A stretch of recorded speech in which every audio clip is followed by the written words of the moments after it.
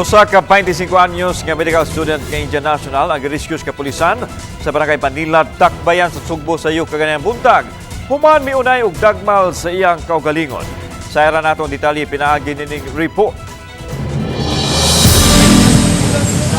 Nakuha ang mga tao sa palibot sa usa ka convenience store dapit sa kalsada sa barangay Panilad, Cebu City. Kini dihang usa ka lalaki ang nagyaw-yaw nga adunay dalang mahait nga hinagiban. Apan wa kini maghilabot sa ubang mga tao kundili ang iyang kaugalingon ang iyahang gisamad-samaran. Adunay mga pulis nga nakaresponde apan siniguro ang mga lihok aron dili mo grabe ang gibati sa mga lalaki. Hangtod nilampo sila sa pagluwas sa lalaki o gidala sa tambalanan aron masayran ang kahimtang nini.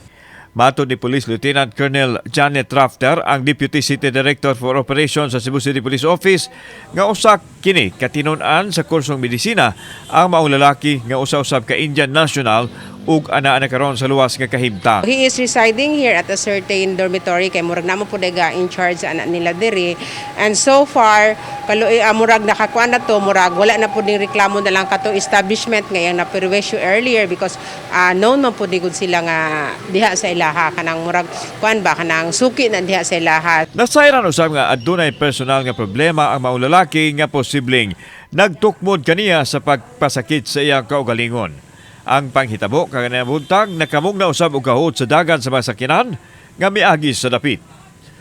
Medyo may problema lang gamay tong ato ang kuan ganina na rescue nga foreigner, and as of now he is already turned over sa katong in charge po nila nga dormitory nga who will be the one to contact sa ilahang mga ginikanan dito sa India. Kauban si Cleofer Lumayag, ako si Alan Domingo.